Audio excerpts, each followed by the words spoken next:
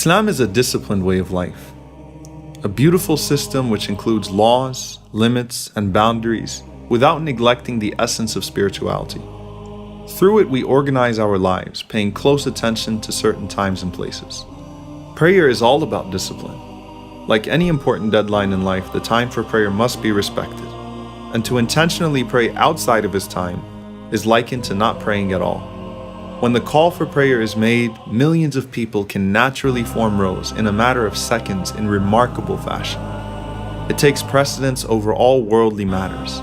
The appointed imam is then followed throughout the prayer as the Prophet, peace be upon him, said, and is not to be contradicted. Whatever he does, everyone else does. Allah looks only at the straight line, and through the rows of people, it is hoped that the hearts will be aligned as well. Not to mention Ramadan, which represents the highest level of spiritual, physical, and emotional discipline. No matter how hungry you are, you're forced to learn self-restraint and hold yourself back, and the clock becomes a glaring "do not eat" sign.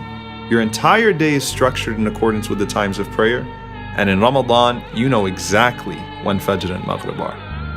And what's even more remarkable is that many choose to observe this regimen of fasting even outside of Ramadan when it's not even compulsory. Think of your zakah as God-given taxes. Except with these taxes, your money solely goes towards the cause of the poor and needy. The calculations, laws, and stipulations governing zakah are precise.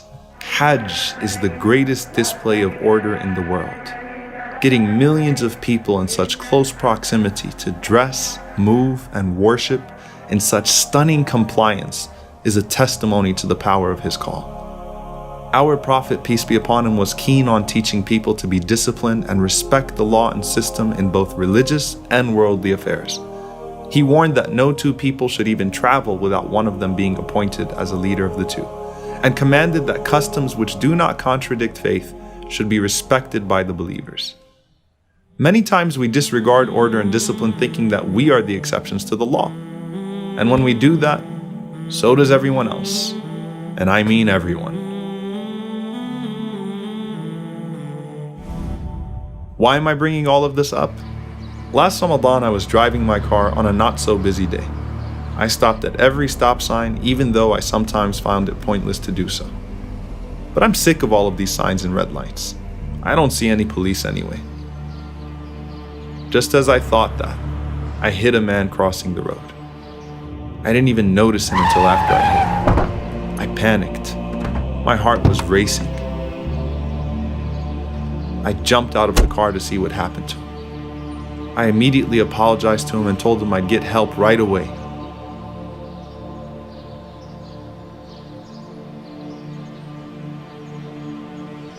And as I took my cell phone out to make that call, he insisted that I don't, and said it was his fault because he was the one that ran across without looking in both directions, and that there was no stop sign or crosswalk for him to be able to do that anyway, and that he was fine and that there was no need for anyone to get in trouble.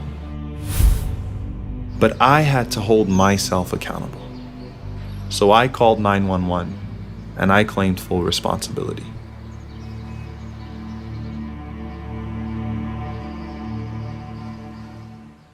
When I think of what happened that day, even though the fine was pretty hefty, I have no regrets for punishing myself. I only regret my recklessness. You know, you might think that that stop sign or red light is pointless, or that you, unlike others, are actually in control when you text and drive. But all of these things are meant to ensure the safety and security of people. And that's part of faith as well. Rasulullah, you taught us to be patient, respectful, and disciplined, to not act in a way that would be detrimental to ourselves or to those around us. No one in your presence felt threatened, and nothing that would be considered good was disregarded by your call.